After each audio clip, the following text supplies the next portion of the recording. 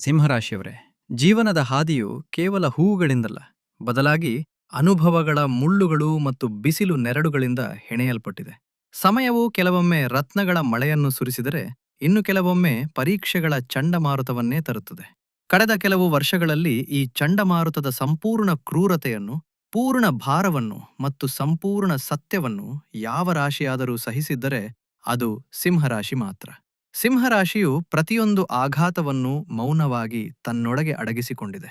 ನಿಮ್ಮಲ್ಲಿ ಅನೇಕರು 2019 ಮತ್ತು 2020ರ ಆ ಸವಾಲಿನ ಸಮಯವನ್ನು ಇಂದಿಗೂ ಮರೆಯಲು ಸಾಧ್ಯವಾಗಿಲ್ಲ. ಅದನ್ನು ಜ್ಯೋತಿಷ್ಯದ ದೃಷ್ಟಿಯಿಂದ ವಿನಾಶಕಾಲ ಎಂದು ಕರೆಯಬಹುದು. ಆ ಸಮಯದಲ್ಲಿ ವರ್ಷಗಳ ಶ್ರಮ ಮಣ್ಣು ಪಾಲಾಯಿತು, ಸಂಬಂಧಗಳ ಅಡಿಪಾಯ ಅಲುಗಾಡಿತು ಮತ್ತು ನೀವು ಸ್ವತಃ ಗಾಯಗೊಂಡ ಸಿಂಹದಂತೆ ಒಳಗಿನಿಂದ ನೊಂದು ಹೋಗಿದ್ದಿರಿ. 2023 ಮತ್ತು 2024ರಲ್ಲಿ ನೀವು ನಿಮ್ಮನ್ನು ಸರಿಪಡಿಸಿಕೊಳ್ಳಲು, ಸರಿಯಾದ ನಿರ್ಧಾರಗಳತ್ತ ಮರಳಲು ಮತ್ತು ನಿಮ್ಮ ಶಕ್ತಿಯನ್ನು ಮತ್ತೆ ಕೇಂದ್ರೀಕರಿಸಲು ಪ್ರಯತ್ನಿಸಿದಿರಿ. ಮತ್ತು ನಂತರ 2025 ಶನಿಯ ಅಷ್ಟಮ ಅಥವಾ ಧಯ್ಯ, ಮಾನಸಿಕ ಹೊರೆ, ಅನಿಶ್ಚಿತತೆ. ಆದರೆ ಶಾಸ್ತ್ರಗಳ ಸಿದ್ಧಾಂತ ಸ್ಪಷ್ಟವಾಗಿದೆ: ವಿನಾಶವೇ ಸೃಷ್ಟಿಯ ಮೊದಲ ಅಧ್ಯಾಯವಾಗಿರುತ್ತದೆ. ಮತ್ತು ಇಂದು ನಾನು ನಿಮ್ಮ ಮುಂದೆ ಇದೇ ಸತ್ಯವನ್ನು ಖಚಿತಪಡಿಸಲು ಬಂದಿದ್ದೇನೆ. ಸೃಷ್ಟಿಯ ಆ ಅಧ್ಯಾಯವು ಈಗ ತೆರೆದುಕೊಂಡಿದೆ. ನಮಸ್ಕಾರ, ನಾನು ನಿಮ್ಮ ಆಸ್ಟ್ರೋಗೈಡ್ ಮತ್ತು ಇಂದು ನಾವು 2026ರ ರಹಸ್ಯಗಳನ್ನು ಆಳವಾಗಿ ಅರ್ಥಮಾಡಿಕೊಳ್ಳೋಣ. ಸಿಂಹರಾಶಿಯವರಿಗೆ 2026 ಕೇವಲ ಕ್ಯಾಲೆಂಡರ್ ಪುಟಗಳನ್ನು ಬದಲಾಯಿಸುವುದಲ್ಲ, ಇದು ಒಂದು ನವಯುಗದ ಉದಯವಾಗಿದೆ. ಈ ವರ್ಷ ನೀವು ನಿಮ್ಮ ಜಗತ್ತನ್ನು ನಿಮ್ಮದೇ ಆದ ಷರತ್ತುಗಳ ಮೇಲೆ ಪುನರ್ನಿರ್ಮಿಸುತ್ತೀರಿ. ಸ್ವಲ್ಪ 2026ರ ಸಂಖ್ಯೆಗಳನ್ನು ಕೂಡಿಸಿ ನೋಡಿ. 2 + 1 + 2 + 6 ಇವರವ 10 ಮತ್ತು 10ರ ಸಾರಾಂಶ ಒಂದಾಗಿದೆ. ಸಂಖ್ಯಾಶಾಸ್ತ್ರದಲ್ಲಿ 1 ಸೂರ್ಯನ ಸಂಖ್ಯೆ ಮತ್ತು ಸಿಂಹರಾಶಿಯ ಅಧಿಪತಿಯು ಸೂರ್ಯನೇ ಆಗಿದ್ದಾರೆ. ಅಂದರೆ ಜ್ಯೋತಿಷ್ಯ, ಬ್ರಹ್ಮಾಂಡ ಮತ್ತು ಶಕ್ತಿಯ ಪ್ರತಿ ಹಂತದಲ್ಲೂ 2026 ನಿಮಗಾಗಿ ಅನುಕೂಲಕರ ವರ್ಷವೆಂದು ಘೋಷಿಸಲ್ಪಡುತ್ತಿದೆ. ಇದು ನೀವು ಕಳೆದುಕೊಂಡ ನಿಮ್ಮ ಗುರುತನ್ನು ಹಿಂಪಡೆಯುವ ಸಮಯ. ಜನರು ನಿಮ್ಮನ್ನು ಗುರುತಿಸಲು ಪ್ರಾರಂಭಿಸುವ ಸಮಯವಿದು ಮತ್ತು ನೀವು ನಿಮ್ಮ ವಿಶಿಷ್ಟ ಗುರುತನ್ನು ಮರುಸ್ಥಾಪಿಸುವಿರಿ. ಆದರೆ ಪ್ರಶ್ನೆ ಇದೂ ಆಗಿದೆ: ನಿಮ್ಮ 8ನೇ ಮನೆಯಲ್ಲಿರುವ ಶನಿಯ ಧೈರ್ಯ ಈ ವೇಗಕ್ಕೆ ತಡೆಯಾಗುತ್ತದೆಯೇ? ರಾಹು ನಿಮಗೆ ಅನಿರೀಕ್ಷಿತ ಪ್ರಗತಿಯನ್ನು ನೀಡುತ್ತಾರೆಯೇ? ಅಥವಾ ಯಾವುದಾದರೂ ಮೋಹದ ಬಲೆಯಲ್ಲಿ ಸಿಲುಕಿಸುತ್ತಾರೆಯೇ? ಮತ್ತು 2 ಜೂನ್ 2026 ಅಂತಿಮವಾಗಿ ಈ ದಿನಾಂಕದ ರಹಸ್ಯವೇನು? ಅದು ನಿಮ್ಮ ಅದೃಷ್ಟದ ಕೀಲಿಯನ್ನು ತಿರುಗಿಸಲಿದೆ. ಇಂದಿನ ಈ ಅವಧಿಯಲ್ಲಿ ನಾವು ಕೇವಲ ಊಹೆಗಳನ್ನು ಮಾಡುವುದಿಲ್ಲ. ಪ್ರತಿಯೊಂದು ಭವಿಷ್ಯವಾಣಿಯ ಹಿಂದೆ ತರ್ಕ, ಡೇಟಾ, ಗ್ರಹಗಳ ಸ್ಥಿತಿ ಮತ್ತು ಜ್ಯೋತಿಷ್ಯ ವಿಶ್ಲೇಷಣೆಯ ಆಧಾರವಿರುತ್ತದೆ. ನೀವು ಸಿಂಹರಾಶಿಯ ಜಾತಕರಾಗಿದ್ದರೆ, ರಾಶಿ ಅಥವಾ ಲಗ್ನ, ಮುಂದಿನ ಕೆಲವು ನಿಮಿಷಗಳು ನಿಮ್ಮ ಜೀವನದ ಅತ್ಯಂತ ನಿರ್ಣಾಯಕ ಕ್ಷಣಗಳಾಗಬಹುದು. ಮೊದಲಿಗೆ ನೀವು ಹೆಚ್ಚು ಭಯಪಡುವ ಗ್ರಹದ ಬಗ್ಗೆ ಮಾತನಾಡೋಣ: ಶನಿದೇವ. ಶನಿದೇವರು 2026ರ ಇಡೀ ವರ್ಷ ನಿಮ್ಮ 8ನೇ ಮನೆಯಲ್ಲಿ ಇರುತ್ತಾರೆ. ಇದನ್ನು ಜ್ಯೋತಿಷ್ಯದಲ್ಲಿ ಕಂಟಕ ಶನಿ ಅಥವಾ ಅಷ್ಟಮ ಶನಿ ಎಂದು ಕರೆಯುತ್ತಾರೆ. ಸಾಮಾನ್ಯವಾಗಿ 8ನೇ ಮನೆಯ ಶನಿ ಮೃತ್ಯು ತುಲ್ಯ ಕಷ್ಟ ಅಥವಾ ಅಡೆತಡೆಗಳನ್ನು ನೀಡುತ್ತಾರೆ. ಆದರೆ ನಿಲ್ಲಿ, 2026ರ ಡೇಟಾ ಬೇರೆಯದೇ ಕಥೆಯನ್ನು ಹೇಳುತ್ತಿದೆ. 2026ರಲ್ಲಿ ಶನಿದೇವರು ಹೆಚ್ಚು ಸಮಯ ಮಾರ್ಗಿ, ನೇರ ಚಲನೆ ಆಗಿರುತ್ತಾರೆ ಮತ್ತು ಜುಲೈ ಅಂತ್ಯದವರೆಗೆ ಅವರು ನೇರ ಚಲನೆಯಲ್ಲಿರುತ್ತಾರೆ. 8ನೇ ಮನೆಯಲ್ಲಿ ಕುಳಿತು ಶನಿ ನಿಮ್ಮನ್ನು ಒಂದು ಸುರಕ್ಷಿತ ವಲಯದಲ್ಲಿ ಇರಿಸುತ್ತಾರೆ. ಇದರ ತರ್ಕವೇನೆಂದರೆ, ಶನಿ ಇಲ್ಲಿ ಕುಳಿತು ನಿಮ್ಮ ಕರ್ಮ ಭಾವವನ್ನು ನೋಡುತ್ತಿದ್ದಾರೆ. ಇದರರ್ಥ 2025ರಲ್ಲಿ ವೃತ್ತಿ ಜೀವನದಲ್ಲಿ ಆದ ತಪ್ಪುಗಳು, ಉಂಟಾದ ಗೊಂದಲಗಳನ್ನು ಶನಿ ಈಗ ಸ್ಥಿರ ಮಾಡಲಿದ್ದಾರೆ. ಅವರು ಹೇಳುತ್ತಿದ್ದಾರೆ: ನೀನು ಶ್ರಮಪಡು, ನಾನು ನಿನ್ನನ್ನು ಬೀಳಲು ಬಿಡುವುದಿಲ್ಲ. ಆದ್ದರಿಂದ ಧೈರ್ಯದಿಂದ ಭಯಪಡುವುದನ್ನು ನಿಲ್ಲಿಸಿ, ಏಕೆಂದರೆ ಈ ವರ್ಷ ಶನಿ ನಿಮ್ಮನ್ನು ಪಕ್ವಗೊಳಿಸುತ್ತಿದ್ದಾರೆ. ಈ ವರ್ಷದ ನಿಜವಾದ ಕೀಲಿಕೈ ವರ್ಷದ ಮೊದಲ ಭಾಗದಲ್ಲಿ, ಅಂದರೆ ಜನವರಿ 1ರಿಂದ ಜೂನ್ 2ರವರೆಗೆ ಗುರು ನಿಮ್ಮ 11ನೇ ಮನೆಯಲ್ಲಿರ್ತಾರೆ. 11ನೇ ಮನೆ ಇಚ್ಛಾಪೂರೈಕೆಯ ಮನೆಯಾಗಿದೆ. ಇಲ್ಲಿ ಗುರುವಿನ ಕೆಲಸ ಹಣವನ್ನು ತರುವುದು. ನಿಮ್ಮ ಹಳೆಯ ಸಾಲಗಳನ್ನು ತೀರಿಸುವಷ್ಟು ಲಿಕ್ವಿಡ್ ಕ್ಯಾಶ್, ನಗದು ಹಣ ನಿಮ್ಮ ಕೈಗೆ ಬರುತ್ತದೆ. ನಂತರ ಜೂನ್ 2ರ ನಂತರ ಗುರು 12ನೇ ಮನೆಗೆ ಗೋಚಾರ ಮಾಡುತ್ತಾರೆ. ಇಲ್ಲಿ ಒಂದು ದೊಡ್ಡ ಪವಾಡ ನಡೆಯುತ್ತಿದೆ. ಗುರು ಇಲ್ಲಿ ತಮ್ಮ ಉಚ್ಚ ರಾಶಿಯಲ್ಲಿ ಇರುತ್ತಾರೆ. ಯಾವಾಗ 8ನೇ ಮನೆಯ ಒಡೆಯ 12ನೇ ಮನೆಯಲ್ಲಿ ಉಚ್ಚನಾಗಿ ಕುಳಿತುಕೊಳ್ಳುತ್ತಾನೋ, ಆಗ ಅದನ್ನು ವಿಪರೀತ ರಾಜಯೋಗ ಎಂದು ಕರೆಯುತ್ತಾರೆ. ಇದರ ಅರ್ಥವೇನು? ಯಾವ ವಿಷಯಗಳು ನಿಮಗೆ ಹಾನಿ ಮಾಡುತ್ತಿದ್ದವೋ, ಅಂದರೆ ಕೋರ್ಟ್ ಕೇಸ್, ಸಾಲ, ಶತ್ರುಗಳು, ಅವೇ ಈಗ ನಿಮ್ಮ ಗೆಲುವಿಗೆ ಕಾರಣವಾಗುತ್ತವೆ. ಇದು ಒಂದು ಅಪರೂಪದ ಯೋಗ. ಮೂರನೇ ಅಂಶ ರಾಹು ಮತ್ತು ಕೇತು. ಕೇತು ನಿಮ್ಮ ಲಗ್ನದಲ್ಲಿದ್ದಾರೆ ಮತ್ತು ರಾಹು 7ನೇ ಮನೆಯಲ್ಲಿದ್ದಾರೆ. ಲಗ್ನದ ಕೇತು ನಿಮ್ಮನ್ನು ರಹಸ್ಯಮಯರನ್ನಾಗಿ ಮಾಡುತ್ತಿದ್ದಾರೆ. 26-14ರಲ್ಲಿದ್ದಲ್ಲಿ ನಿಮ್ಮ ಯೋಜನೆಯನ್ನು ನೀವು ಯಾರಿಗೂ ಹೇಳುವುದಿಲ್ಲ. ನೀವು ಒಬ್ಬ ಗುಪ್ತ ಏಜೆಂಟ್ ರೀತಿಯಲ್ಲಿ ಕೆಲಸ ಮಾಡುತ್ತೀರಿ. ಅದೇ ರೀತಿ ರಾಹು ಆದಾಯದ ಭಾವವನ್ನು ನೋಡುತ್ತಿದ್ದಾರೆ. ಇದು ಮಲ್ಟಿಪಲ್ ಇನ್ಕಮ್ ನೀಡುತ್ತದೆ. ಆದ್ದರಿಂದ ದೊಡ್ಡ ಚಿತ್ರಣವೇನೆಂದರೆ 2026 ಚೇತರಿಕೆಯ ರಿಕವರಿ ವರ್ಷವಾಗಿದೆ. 2019ರಿಂದ 2024ರವರೆಗೆ ನೀವು ಏನನ್ನು ಕಳೆದುಕೊಂಡಿರೋ 2026ರಲ್ಲಿ ನೀವು ಅದನ್ನು ವರ್ಷದ ಆರಂಭವು ಬಹಳ ಅದ್ಧೂರಿಯಾಗಿರುತ್ತದೆ. 15 ಜನವರಿ 2026ರಿಂದ 23 ಫೆಬ್ರವರಿ 2026ರ ನಡುವೆ ಮಂಗಳ ಮಕರ ರಾಶಿಯಲ್ಲಿ ಅಂದರೆ ನಿಮ್ಮ 6ನೇ ಮನೆಯಲ್ಲಿ ಉಚ್ಛರಾಗಿ ಕುಳಿತುಕೊಳ್ಳುತ್ತಾರೆ. ಸಿಂಹರಾಶಿಯವರೇ, ಮಂಗಳ ನಿಮಗೆ ಯೋಗಕಾರಕ ಗ್ರಹ, ನಿಮ್ಮ ಭಾಗ್ಯ ವಿಧಾತ. ಯಾವಾಗ ಭಾಗ್ಯದ ಅಧಿಪತಿ ಶತ್ರುಗಳ ಮನೆಯಲ್ಲಿ ಉಚ್ಚನಾಗುತ್ತಾನೋ ಅದನ್ನು ವಿಜಯ ತಿಲಕ ಎಂದು ಕರೆಯುತ್ತಾರೆ. ಯಾವುದಾದರೂ ಹಳೆಯ ಕೋರ್ಟ್ ಕೇಸ್ ನಡೆಯುತ್ತಿದ್ದರೆ ಜಯ ನಿಮ್ಮದಾಗುತ್ತದೆ. ಆಫೀಸ್ನಲ್ಲಿ ಯಾರಾದರೂ ರಾಜಕೀಯ ಮಾಡುತ್ತಿದ್ದರೆ ಅವರು ತಾವಾಗಿಯೇ ತಲೆಬಾಗುತ್ತಾರೆ. ಆರೋಗ್ಯದ ದೃಷ್ಟಿಯಿಂದ ಮಂಗಳ ಇಲ್ಲಿ ಒಬ್ಬ ಅಂಗರಕ್ಷಕನಂತೆ ಕೆಲಸ ಮಾಡುತ್ತಾರೆ. ಹಳೆಯ ಕಾಯಿಲೆಗಳ ನಾಶವಾಗುತ್ತದೆ. ಇದೇ ಸಮಯದಲ್ಲಿ 11 ಮಾರ್ಚ್ 2026ರಂದು ಗುರು 11ನೇ ಮನೆಯಲ್ಲಿ ಮಾರ್ಗಿಯಾಗುತ್ತಾರೆ ಮತ್ತು ಅವರ ದೃಷ್ಟಿ 5ನೇ ಮನೆಯ ಮೇಲೆ ಬೀಳುತ್ತದೆ. ವಿದ್ಯಾರ್ಥಿಗಳಿಗೆ ಇದು ವರ್ಷದ ಅತ್ಯುತ್ತಮ ಸಮಯವಾಗಿದೆ. ನೀವು ಯಾವುದೇ ಸ್ಪರ್ಧಾತ್ಮಕ ಪರೀಕ್ಷೆಗೆ ತಯಾರಿ ನಡೆಸುತ್ತಿದ್ದರೆ ಮಾರ್ಚ್ ತಿಂಗಳು ನಿಮಗೆ ಯಶಸ್ಸನ್ನು ತಂದುಕೊಡಬಹುದು. ಒಂದು ಸಣ್ಣ ಎಚ್ಚರಿಕೆ: ಮಾರ್ಚ್ ಮತ್ತು ಏಪ್ರಿಲ್ ತಿಂಗಳಲ್ಲಿ ಶನಿಯ ಕಾರಣದಿಂದ ಸ್ವಲ್ಪ ಬ್ರೈನ್ ಫ್ಯಾಗ್ ಅಥವಾ ಮಾನಸಿಕ ಭ್ರಮೆ ಉಂಟಾಗಬಹುದು. ನಾನು ಸರಿಯಾಗಿ ಮಾಡುತ್ತಿದ್ದೇನೆಯೇ ಅಥವಾ ಇಲ್ಲವೇ ಎಂದು ನಿಮಗೆ ಅನ್ನಿಸಬಹುದು. ಆ ಸಮಯದಲ್ಲಿ ನಿಮ್ಮ ಅಂತಸ್ಸಾಕ್ಷಿಯನ್ನು ನಂಬಿರಿ. ಶನಿ ಕೇವಲ ಪರೀಕ್ಷೆ ಮಾಡುತ್ತಿದ್ದಾರೆ. ಈಗ ವರ್ಷದ ಅತ್ಯಂತ ಶಕ್ತಿಶಾಲಿ ಹಂತಕ್ಕೆ ಬರೋಣ. 15 ಏಪ್ರಿಲ್ನಿಂದ 15 ಮೇ 2026ರವರೆಗೆ ಸೂರ್ಯ, ಯಾರು ನಿಮ್ಮ ಅಧಿಪತಿಯೋ, ತನ್ನ ಉಚ್ಚ ರಾಶಿಯಾದ ಮೇಷದಲ್ಲಿ ಇರ್ತಾರೆ. ಸ್ವಲ್ಪ ಯೋಚಿಸಿ, ಲಗ್ನಾಧಿಪತಿ ಭಾಗ್ಯಸ್ಥಾನದಲ್ಲಿ ಉಚ್ಚರಾಗಿ ಕುಳಿತಿದ್ದಾರೆ. ಇದನ್ನು ಚಿನ್ನಕ್ಕೆ ಸುಗಂಧ ಸೇರಿದಂತೆ ಎನ್ನುತ್ತಾರೆ. ಈ ಒಂದು ತಿಂಗಳಲ್ಲಿ ನಿಮ್ಮ ಅದೃಷ್ಟದ ನಾಣ್ಯ ಚಲಾವಣೆಯಾಗುತ್ತದೆ. ಸರ್ಕಾರಿ ಕೆಲಸ, ತಂದೆಯ ಸಹಕಾರ ಮತ್ತು ಸಮಾಜದಲ್ಲಿ ಗೌರವ ಉತ್ತುಂಗದಲ್ಲಿರುತ್ತದೆ. ಆದರೆ ಇಲ್ಲಿ ನಾನು ನಿಮಗೆ ಒಂದು ಡೆಡ್ಲೈನ್ ನೀಡಲು ಬಯಸುತ್ತೇನೆ. 2 ಜೂನ್ 2026. ಈ ದಿನಾಂಕವನ್ನು ಕ್ಯಾಲೆಂಡರ್ನಲ್ಲಿ ಕೆಂಪು ಪೆನ್ನಿಂದ ಮಾರ್ಕ್ ಮಾಡಿಕೊಳ್ಳಿ. ಏಕೆಂದರೆ 2 ಜೂನ್ವರೆಗೆ ಗುರು 11ನೇ ಮನೆಯಲ್ಲಿದ್ದಾರೆ. ಇದು ಹಣ ಗಳಿಸುವ, ಡೀಲ್ ಸೈನ್ ಮಾಡುವ ಮತ್ತು ವಿವಾಹ ನಿಶ್ಚಯಿಸುವ ಸಮಯ. 2 ಜೂನ್ ನಂತರ ಗುರು 12ನೇ ಮನೆಗೆ ಹೋಗುತ್ತಿರುತ್ತಾರೆ. 12ನೇ ಮನೆ ಖರ್ಚು ಮತ್ತು ವಿದೇಶದ್ದು. ಆದ್ದರಿಂದ ನನ್ನ ಸಲಹೆ: ನಿಮ್ಮ ಎಲ್ಲ ದೊಡ್ಡ ಆರ್ಥಿಕ ನಿರ್ಧಾರಗಳು, ದೊಡ್ಡ ಡೀಲ್ಗಳು ಮತ್ತು ಶುಭ ಕಾರ್ಯಗಳನ್ನು 2 ಜೂನ್ಗಿಂತ ಮೊದಲು ಮುಗಿಸಿಕೊಳ್ಳಿ. ನಂತರದ ಸಮಯ ಖರ್ಚು ಮತ್ತು ಪ್ರಯಾಣದ್ದಾಗಿರುತ್ತದೆ. ನೀವು ವೃತ್ತಿ ಜೀವನದಲ್ಲಿ ದೊಡ್ಡ ಜಿಗಿತಕ್ಕಾಗಿ ಕಾಯುತ್ತಿದ್ದೀರಾ? ಆ ಸಮಯ 11 ಮೇನಿಂದ 18 ಸೆಪ್ಟೆಂಬರ್ 2026. ಈ ಸಮಯದಲ್ಲಿ ಮಂಗಳ ನಿಮ್ಮ ಭಾಗ್ಯ ಭಾವದಿಂದ ಕರ್ಮಭಾವ ಮತ್ತು ನಂತರ ಲಾಭ ಭಾವಕ್ಕೆ ಗೋಚಾರ ಮಾಡುತ್ತಾರೆ.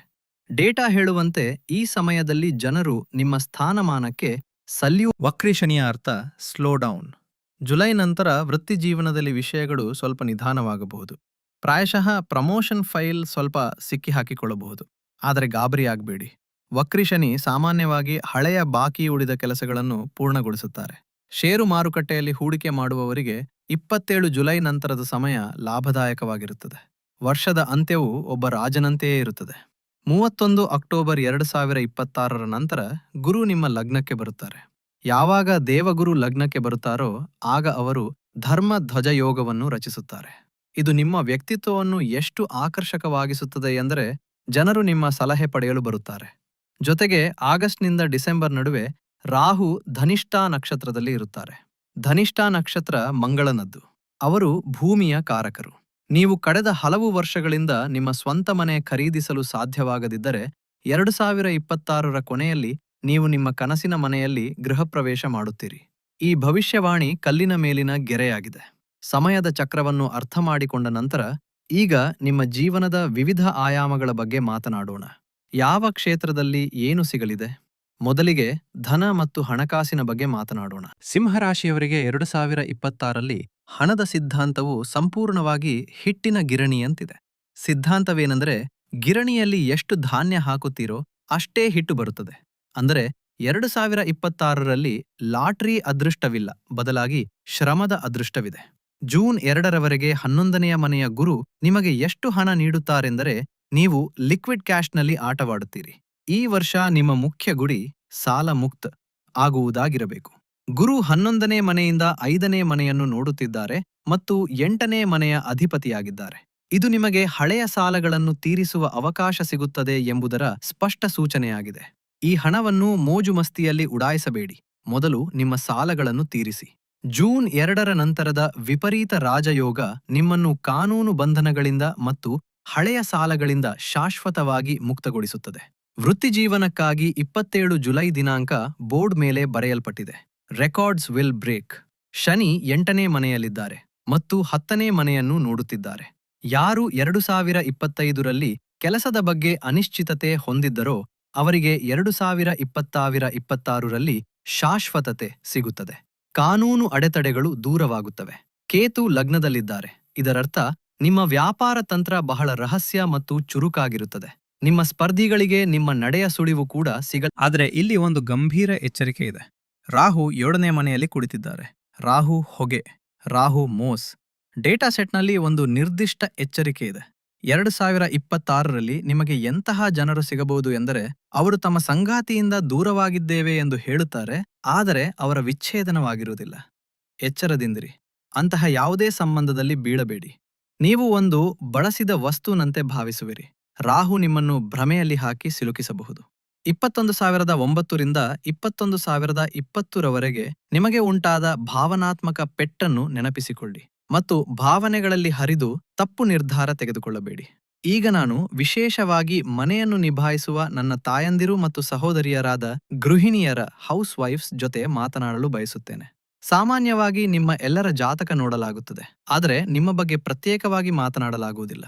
ಆದರೆ ಸಿಂಹರಾಶಿಯ ಮಹಿಳೆಯರೇ, 2026 ನಿಮಗೆ ಕೇವಲ ಮನೆ ನಿಭಾಯಿಸುವುದಲ್ಲ, ಬದಲಾಗಿ ರಾಜಭಾರ ಮಾಡುವ ವರ್ಷವಾಗಿದೆ. 2 ಜೂನ್ 2026ರವರೆಗೆ ಗುರು ನಿಮ್ಮ 11ನೇ ಮನೆಯಲ್ಲಿದ್ದಾರೆ. 11ನೇ ಮನೆ ಇಚ್ಛಾ ಪೂರೈಕೆಯದ್ದು. ನೀವು ದೀರ್ಘಕಾಲದಿಂದ ಯಾವುದಾದರೂ ವಸ್ತುವಿನ ಬೇಡಿಕೆ ಇಟ್ಟಿದ್ದರೆ, ಅದು ಆಭರಣವಾಗಿರಲಿ, ಮನೆ ನವೀಕರಣವಾಗಿರಲಿ ಅಥವಾ ಕುಟುಂಬದಲ್ಲಿ ನಿಮ್ಮ ಗೌರವವಾಗಿರಲಿ, 2026ರ ಮೊದಲ 6 ತಿಂಗಳುಗಳಲ್ಲಿ ನಿಮ್ಮ ಆ ಇಚ್ಛೆ ಪೂರೈಸುತ್ತದೆ. ಜೊತೆಗೆ 2026 ಕೇತು ನಿಮ್ಮನ್ನು ಡೀಪ್ ಥಿಂಕರ್ ಮಾಡುತ್ತಿದ್ದಾರೆ. ನಿಮ್ಮ ಮನಸ್ಸಿನಲ್ಲಿ ಯಾವುದಾದರೂ ಸಣ್ಣ ಕೆಲಸವನ್ನು ಪ್ರಾರಂಭಿಸುವ ಆಲೋಚನೆ ಇದ್ದರೆ, ಉದಾಹರಣೆಗೆ ಟಿಫನ್ ಸೇವೆ, ಬುಟಿಕ್, ಟ್ಯೂಷನ್ ಅಥವಾ ಆನ್ಲೈನ್ ಕೆಲಸ, ಈ ವರ್ಷ ಆರಂಭಿಸಲು ಅತ್ಯುತ್ತಮವಾಗಿದೆ. ಗ್ರಹಗಳು ಹೇಳುತ್ತಿವೆ, ನೀವು ಈಗ ಕೇವಲ ಹೌಸ್ ವೈಫ್ ಆಗಿ ಉಳಿಯುವುದಿಲ್ಲ, ನೀವು ಹೋಮ್ ಮ್ಯಾನೇಜರ್ ಮತ್ತು ಅರ್ನರ್ ಆಗುವಿರಿ. ನಿಮ್ಮ ಬಳಿ ನಿಮ್ಮದೇ ಆದ ಸ್ವಂತ ಗಳಿಕೆ ಇರುತ್ತದೆ. ಕೇವಲ ಗಂಡನ ಮನೆಯವರ ಸಸುರಾಲ್ ಕಡೆಯಿಂದ ಸ್ವಲ್ಪ ಎಚ್ಚರಿಕೆಯ ಅಗತ್ಯವಿದೆ. ಶನಿ 8ನೇ ಮನೆಯಲ್ಲಿದ್ದಾರೆ. ಜುಲೈ ನಂತರ ಶನಿ ವಕ್ರಿಯಾದಾಗ ಅತ್ತೆ ಮಾವಂದಿರ ಕಡೆಯಿಂದ ಸ್ವಲ್ಪ ಮನಸ್ತಾಪ ಅಥವಾ ತಪ್ಪು ಗ್ರಹಿಕೆ ಉಂಟಾಗಬಹುದು. ನಿಮ್ಮ ಕೆಲಸಕ್ಕೆ ಬೆಲೆ ಸಿಗುತ್ತಿಲ್ಲ ಎಂದು ನಿಮಗೆ ಅನಿಸಬಹುದು. ಆ ಸಮಯದಲ್ಲಿ ವಾದ ಮಾಡಬೇಡಿ. ಮೌನ 2026ರಲ್ಲಿ ನಿಮ್ಮ ಅತಿ ದೊಡ್ಡ ಆಯುಧವಾಗಿದೆ. ಶನಿ ನ್ಯಾಯದ ದೇವತೆ. ಅವರು ಕೊನೆಯಲ್ಲಿ ಗೌರವವನ್ನು ನಿಮಗೇ ಕೊಡಿಸುತ್ತಾರೆ. ಮತ್ತು ಹೌದು, 2026ರಲ್ಲಿ ನೀವು ವರ್ಷಗಳಿಂದ ಕನಸು ಕಾಣುತ್ತಿದ್ದ ಆ ಹೊಸ ಮನೆಯ ಒಡತಿಯಾಗಬಹುದು. ಆರೋಗ್ಯದ ವಿಷಯದಲ್ಲಿ ವರ್ಷದ ಆರಂಭದಲ್ಲಿ ಉಚ್ಚ ಮಂಗಳ ನಿಮ್ಮನ್ನು ರೋಗಮುಕ್ತರನ್ನಾಗಿ ಮಾಡುತ್ತಾರೆ. ಆದರೆ ಶನಿಯ ದಯ್ಯ ಕಾಲುಗಳಲ್ಲಿ ಮತ್ತು ಮೊಣಕಾಲುಗಳಲ್ಲಿ ತೊಂದರೆ ನೀಡಬಹುದು. ಜುಲೈ ನಂತರ ಶನಿ ವಕ್ರಿಯಾದಾಗ ಹೊಟ್ಟೆ ಅಥವಾ ಜೀರ್ಣಕ್ರಿಯೆಗೆ ಸಂಬಂಧಿಸಿದ ಸಮಸ್ಯೆಗಳು ಉಂಟಾಗಬಹುದು. ನೀವು ನಿಮ್ಮ ದೈಹಿಕ ಚಟುವಟಿಕೆಯನ್ನು ಹೆಚ್ಚಿಸಬೇಕಾಗುತ್ತದೆ. 8ನೇ ಮನೆಯಲ್ಲಿ ಶನಿ ಸೋಮಾರಿತನವನ್ನು ಇಷ್ಟಪಡುವುದಿಲ್ಲ. ನೀವು ಎಷ್ಟು ಬೆವರು ಹರಿಸುತ್ತೀರೋ ಶನಿ ಅಷ್ಟೇ ಕಡಿಮೆ ತೊಂದರೆ ಕೊಡುತ್ತಾರೆ.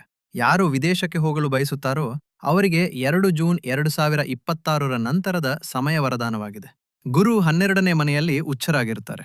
ವೀಸಾ ಅನುಮೋದನೆ, PR ಅಥವಾ ವಿದೇಶದಲ್ಲಿ ಸೆಟಲ್ ಆಗುವುದು, ಇವೆಲ್ಲವೂ 2026ರ ದ್ವಿತೀಯಾರ್ಧದಲ್ಲಿ ಬಹಳ ಸುಲಭವಾಗಿ ನಡೆಯುತ್ತದೆ. ಭವಿಷ್ಯವಾಣಿ ಅದರ ಜಾಗದಲ್ಲಿದೆ, ಆದರೆ ಕರ್ಮವೇ ಪ್ರಧಾನ. 2026ನ್ನು ಸಂಪೂರ್ಣವಾಗಿ ನಿಮ್ಮ ಪರವಾಗಿ ಮಾಡಿಕೊಳ್ಳಲು ನಮ್ಮ ಶಾಸ್ತ್ರಗಳು ಮತ್ತು ಡೇಟಾ ಆಧಾರಿತ ಕೆಲವು ಅಚಲ ಪರಿಹಾರಗಳಿವೆ. ಅದನ್ನು ನೀವು ಮಾಡಲೇಬೇಕು. ಅತ್ಯಂತ ಮುಖ್ಯವಾದುದು ಸೂರ್ಯನಿಗೆ ನೀರು ಅರ್ಪಿಸುವುದು.